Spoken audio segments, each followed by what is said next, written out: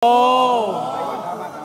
At saka ito yung bawal natin pinapahawakan, pwede lang po dilaan, huwag lang punduraan. Ano yan? Ano yan? Bakit parang may diamond? Ayan yung mga tinatawag nating rhinestone dove po. Oh! Wala, may bato. Andito na yung imahin po ni Mga Mere. Saan? Kami yung kamay natin baka pagdating ng buhaya. Nasa Batcave na tayo, kuya. Oh. Baka kayo. Batcave. Okay lang tumingin sa taas, pero please lang, don't open your mouth. Uy, tumatahit sila! Baka tumatalikan tayo.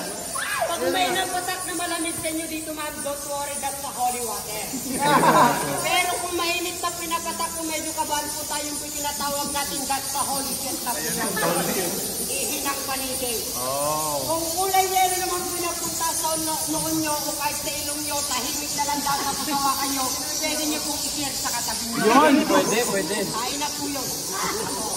Matandang dalaga na nakatuwad kaso bilbilang pasensya po may matamaan. Saan?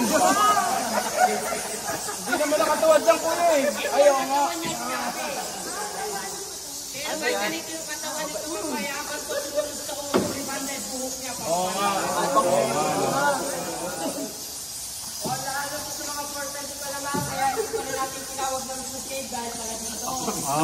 Kasi po pala mga Ilocano natin yan. Ang natawag sa Ilocano, abot sa Tagalog, butak sa puta.